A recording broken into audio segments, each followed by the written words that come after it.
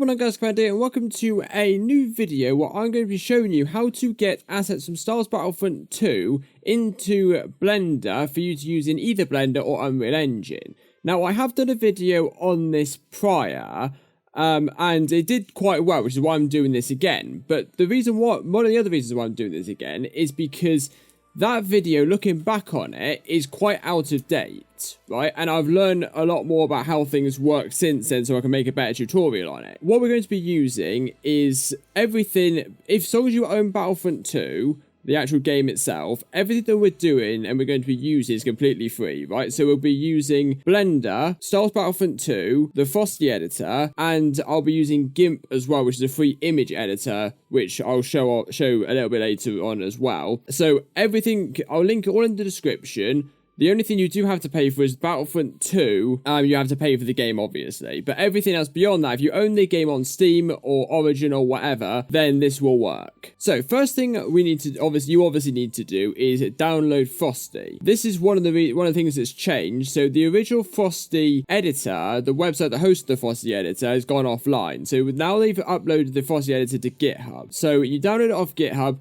extract in the same way as we did before, and open it up, and you should get something along the lines of this. And what you do, like we did last time, is open it up, and if this is your first time doing it, you won't see this configuration here. So what you need to do is you need to go new, and then you need to find where Battlefront 2 is installed. Now, I think, if I'm right in saying, it's on my SSD. So you go to your Steam directory, and you should see it. There you go, Star Wars Battlefront 2, and it's the Star Wars Battlefront 2.exe, right? Don't use the trial one, the trial one doesn't work. It's Battlefront 2.exe. Right, now I'm not going to do it because I've already got it here.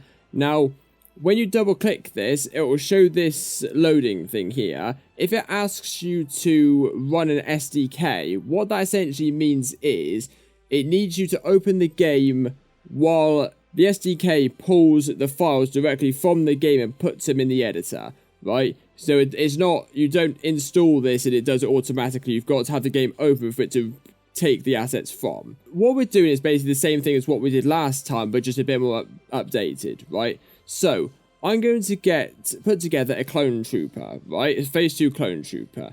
Now, with the files and folders, you sort of have to look to find where each things are. The more you do it, the more you learn where things are, right? And generally speaking, they are in quite logical places. So all the character stuff come under the characters folder, right? So you got the alien characters, you got any body parts. This is all like the generic body and gloves and trousers and that are on, let's say, like the officers or the rebels or whatever, right? So that's all their generic stuff.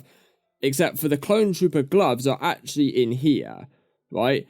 Now, the reason why the Clone Trooper gloves are in here is because it used the same glove model as the First Order Stormtrooper does, right? So that's the reason why it's in here and not in its own folder, right?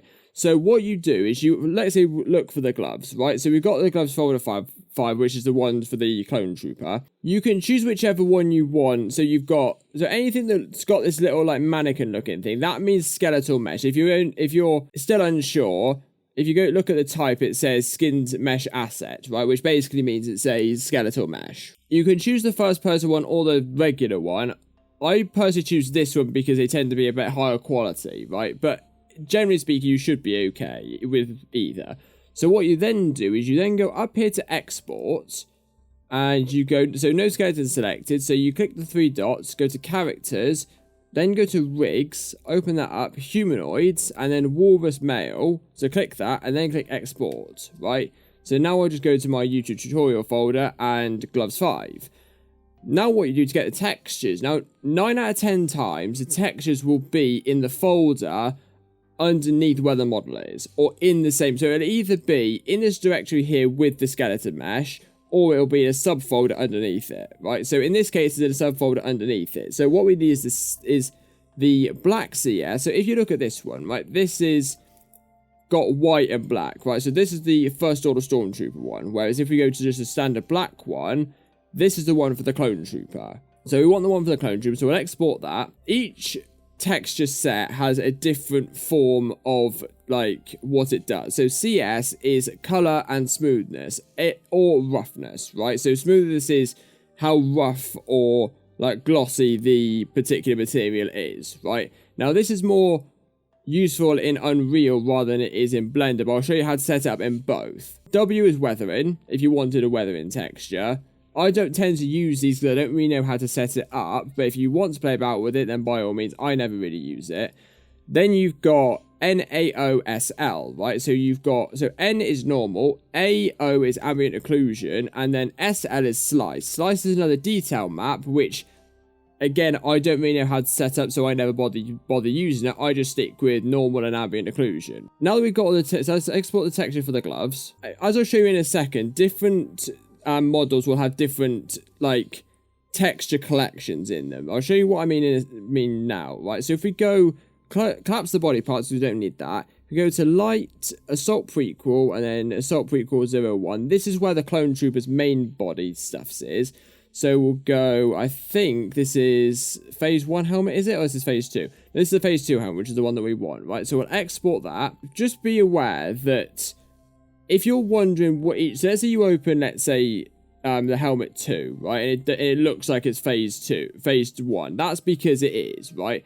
Why they didn't decide when they were naming these files, why they didn't choose Assault Prequel 1 helmet being phase 1 and 2 being phase 2 is beyond me, but we won't go into that too much. But if you're wondering about the textures matching, you need to make sure that the naming conventions of the main part of the file names are exactly the same. So let's say this one is L Assault Prequel 1 helmet, this one is L Assault Prequel 2 helmet, which obviously isn't the right one, so you need number 1, which is this one, which is the correct one for this particular texture. And as you can see here, so the normal map for this one is actually NM, which is normal metallic. And then you've got here, you've got AOSL, which is, I know this is the phase 1, but the principle is the same. Well, this is the phase 2 one.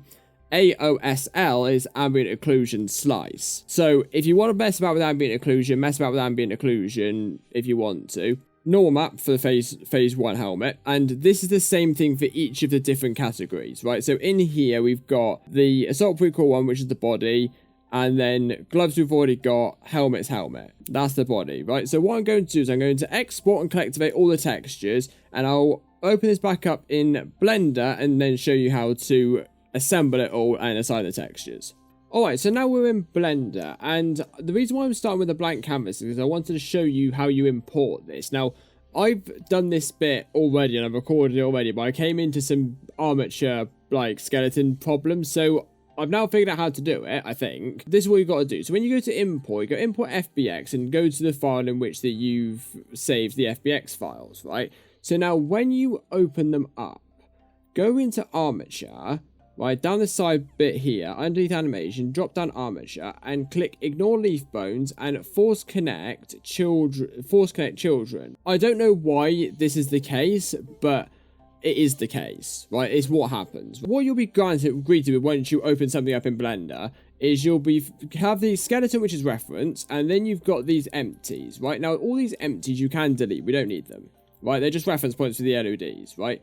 Now, as you can see, it's down there, but it's tiny. Now, the scale is set to 0.01. Now, that is because Battlefront 2's scale is really quite small, right?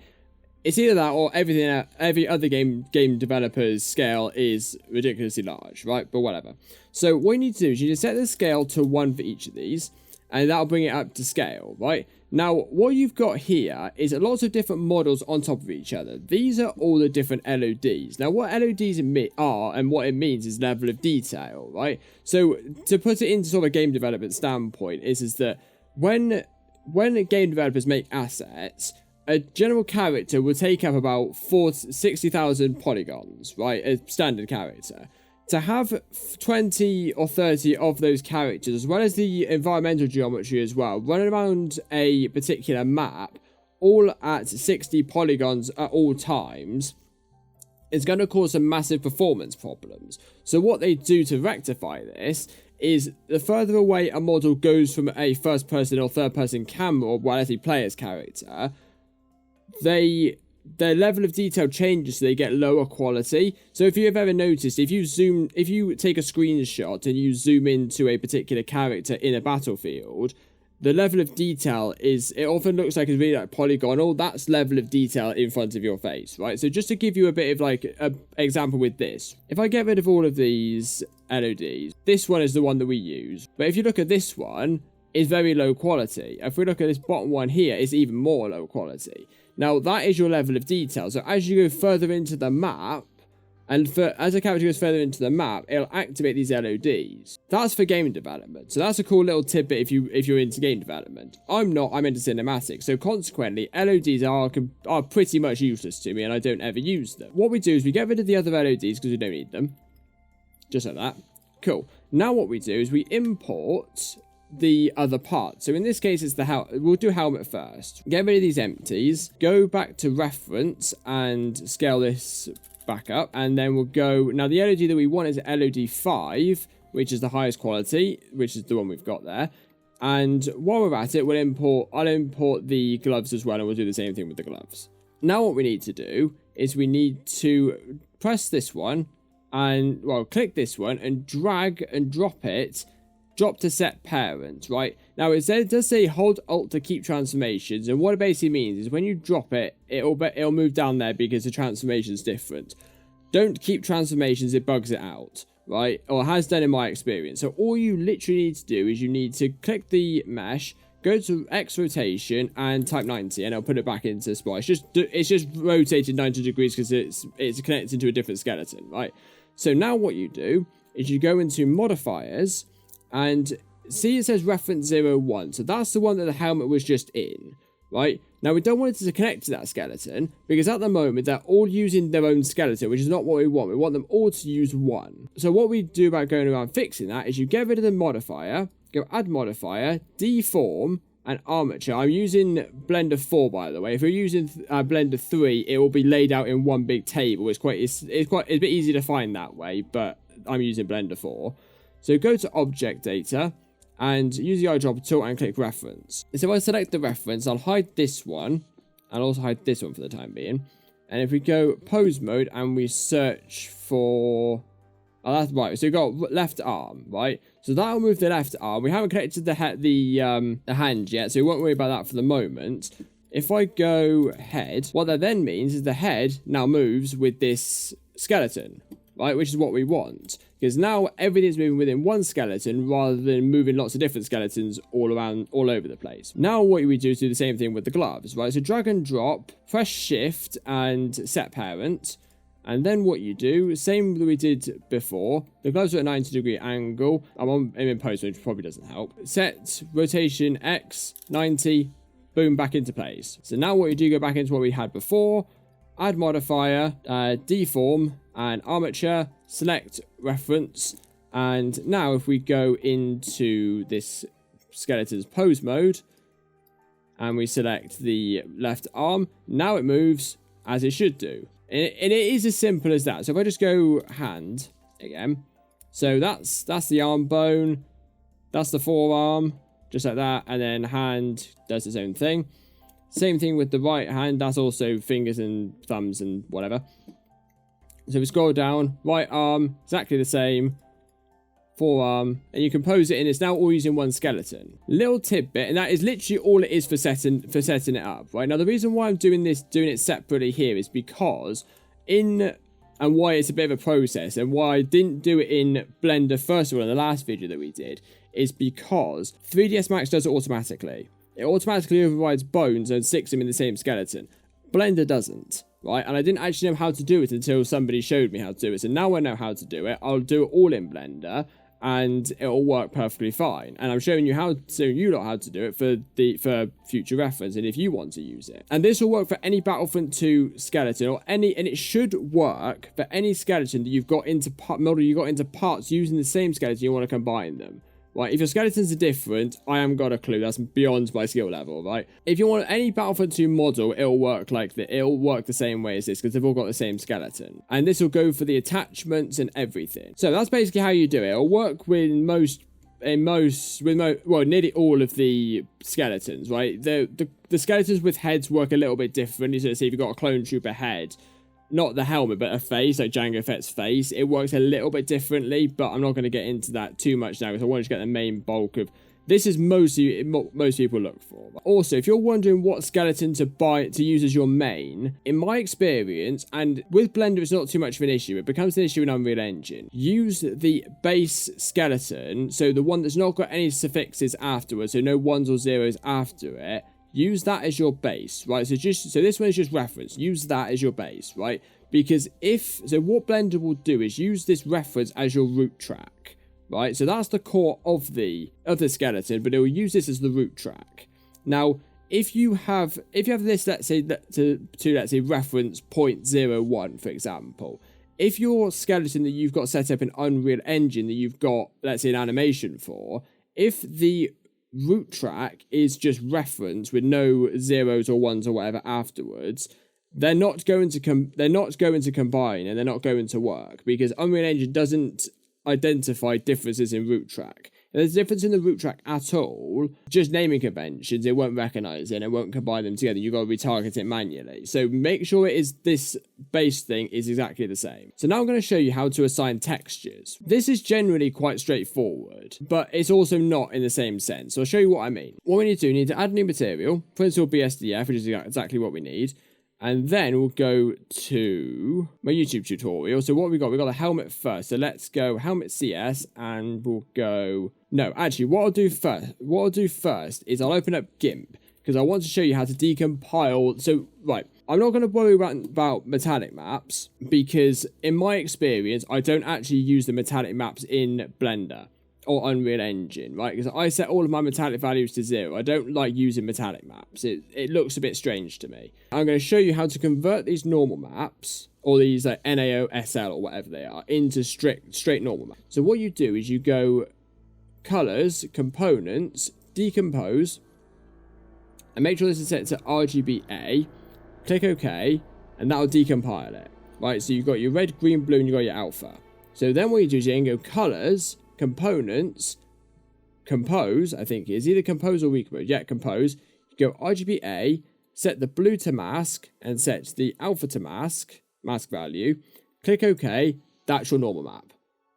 That's literally all it is. And that will then work in Blender. Right, so now if I go export, and then just set this into YouTube tutorial as, what is this? It's the helmet. So we'll just overwrite this, helmet normal map, export. Now, if you did want to use the metallic map, you can. Don't override it, but because I'm only using the normal map, I'll overwrite it in this instance. So that's how you do the normal map. I'm going to show you, I'm going to do with the rest of these normal maps myself, and then I'm going to show you how to sort out the main texture color map. Right, so I've done the normal maps. I'm going to show you what to do with these texture maps. Now, if I go into Blender, this is the texture map that we've got as default. If I put that into base color, it's fine, right? We've got no issues. It doesn't look faded. Blender can sort out the faded look of things. When you get into Unreal Engine, and specifically Substance Painter, you get this faded look on the textures, right? Now, what that's to do with is that these textures have got an alpha channel. Now, how you get away with doing that is if you go colors, components, and then decompose. You can do this in Photoshop, which is what I prefer to do, because you don't actually have to decompose the image, you just get the texture values already there, and you just delete the alpha channel. But because we haven't got that, for the sake of keeping this tutorial completely free as far as software is concerned, I'm going to show you how to do it in GIMP. So, go decompose, RGBA, click OK, we've got this grayscale texture, right? So now what you need to do is you need to click, and you need to go delete the alpha layer. Now, this is the texture map in and of itself. If you want to compose it, you can. There's not really a lot to compose, so you just go mask value, click OK. It's fine. You can do that if you want to, it just doesn't do anything. Right, so let's go export, back into desktop, and I'm going to make this as a separate one, because I want to show you a comparison to see if this actually does make a difference in Blender or not. And then we'll go Blender, and then we'll open up our file explorer to this one that we've just created. And if I put that into base color, okay, it does make a bit of a difference. So it actually makes it a bit brighter. So depending on if you want to sort of like the more worn look, so you want a bit more of a worn look to your clone tube, you could do that. Or if you want a bit more of a clean look to your clone tube, you could do that. So there's an option for you, depending on which one you want, right? So that's quite handy. So I'll keep the clean look just for the sake of this tutorial. And then what you need to do is you need to get your helmet normal map, and then go color, and then go, you actually want a normal map strength, then check the strength, put it into color, then sit normal into normal, and that's applying your normal map. With metallic and roughness, what I prefer to do is I prefer to specular, won't worry about that. I prefer to set them manually. Right, so I always have my metallic on 0. If you think about it, metal objects are either metallic or they're not. Right, they either look metallic or they look not. You don't tend to get, in certain instances you do, but in most instances you don't ever see sort of like a half metal object. It's either metallic or it's not, right? A steel beam is metallic, it's made of metal, right? It looks metallic, right? You don't get just like a half steel beam. So, and then what I do is set the roughness to 0.3. Now that means it's rough, but it gives it a little bit of a shine. Right, now if you want to do specular, I set my specular to 0.8, and again, that just gives it a little bit of a sparkle.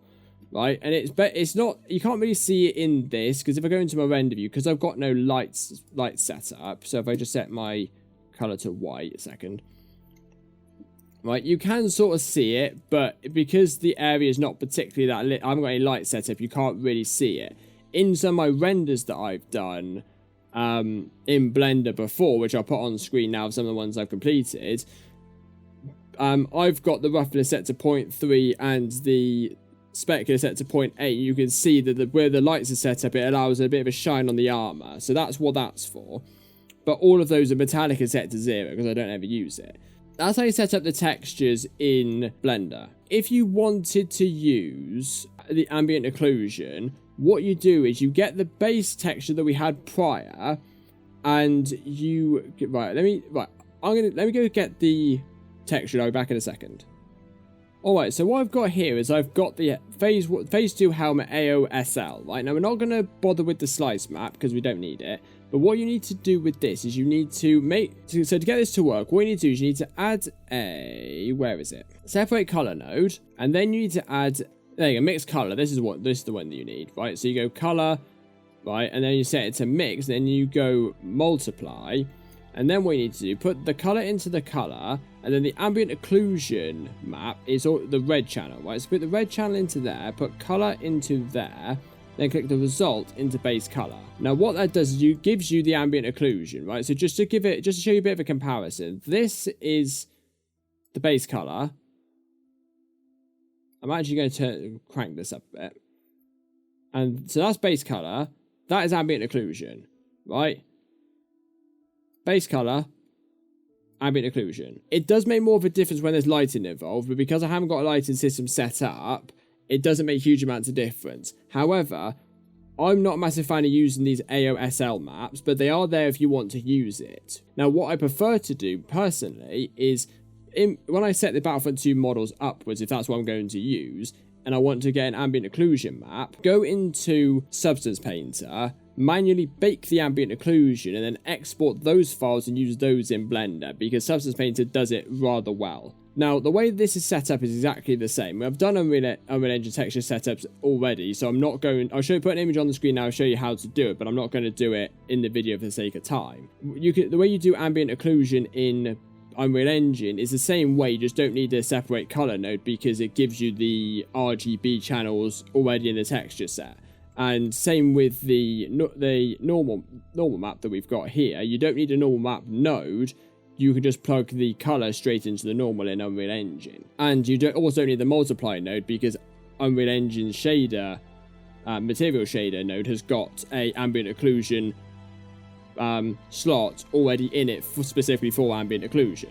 Right, whereas with Blender, you've got to do it manually with multiply and a separate color node. Also, right, just something I want to quickly interject with is something I completely forgot about that I want to show you how to do as well. And that's how to apply the markings onto the helmet. So let's say like the 501st is the one that I'm going to be using for this particular example. So in the Frosty editor, which is located in the folder that's located here, and I'll show you the path of how to get to it in this image that's on the screen now. You'll find all of the Clone Battalion markings, from the common Phase 1 ones to all the Phase 2 variants, right? And in the 501st one, which is the one that I've got here in Blender, I'm going to apply that to this helmet, right? So what you need to do is you need to import the texture map, and it's a mask map. Then what you need to do is much like we had with the Ambient Occlusion. You need to make a separate color, right? So that goes into there. And then what you need is you need a color ramp. Then put the green channel into factor. Now, this won't always be, so essentially how masks work is how these texture masks work, and I'll put on screen now about how to show how it works in Unreal Engine, which I have shown before, but this is how it works in Unreal Engine for those who are using Unreal Engine, but I'm showing how to do it in Blender for now. So the way that these masks work is you've got your red channel, you've got your green channel, you've got your blue channel, right? Each of them represent different parts of the markings, right? So what I would gather is that the green channel here represents the helmet, which it does, right? The red channel is what I assume is actually the body of the 501st. In regards to all of the other textures, so let's say if I open the 212, this one for example, I would assume this is the helmet one, but it is a little bit trial and error because there's no key indicator, because what you've got is you've got 212 marking specialist officer helmet phase 2. So this one, I assume that is the so marking assault heavy helmet phase 2, right?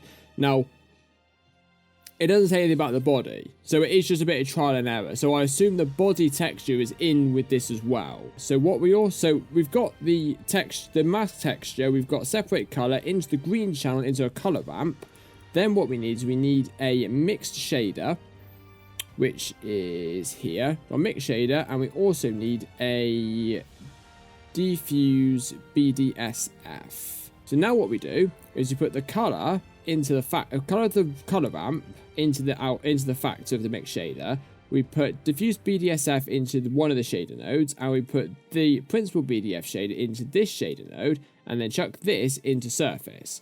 Now what that will do, yeah, there you go. Right, so you put the principal BDSF in the top shader and the diffuse in the bottom one, right? That's the mistake I made. So do it that way, right? And then what you do, if you want to change the color of the marking, is you just change to whatever color you want. Let's say you just want, I don't know, an orange, right? And that's how you do it. You control the color of the markings with this diffuse BDSF. It's not long, but I thought I'd better show you because I upload the video and I kick myself because people ask questions about how to do it, and it would be easy to show you in a small section of the videos. In regards to exporting, I'm only showing you how to export models and skeletons. Now you can export weapons. It works the same way. You just don't have to combine them because they're generally in their own file. So let's say a DC-17 is its own mod. You don't have to combine. You just attach it to whatever character wants to use it. Secondly, a lot of people have said to me in the last video in the comments, can you export animations and environments, specifically clone trooper animations and let's say like capital ship or Kashyyyk environments, just as one chunk. Animations at this present time, and I don't think it will ever change, you can't do, right? There are people who have managed to rip a few animations out, but there's not a massive library and a tutorial of how to do it, right? So it's a bit finicky. In regards to environments, all of the parts are in you can't export an environment as one chunky environment, right? What you've got to do is so let's say like a CIS capital ship, for example, the interior. All the files to build up that environment and the textures are in that Frosty editor, but you've got to manually build the sets yourself, right? So if you search around for like environment, textures, CIS capital ship, interior, whatever folder it might be in, all of the assets are there, but you've got to manually build it yourself and set up the materials for yourself, right? That was the two main questions from last episode, the last video I did on this, which I wanted to address just in case anybody else was wondering. If you've got any more questions, leave them down in the comment section down below and I'll try my best to answer them. So that's all about I have time for this video. I shall see you all later. Bye!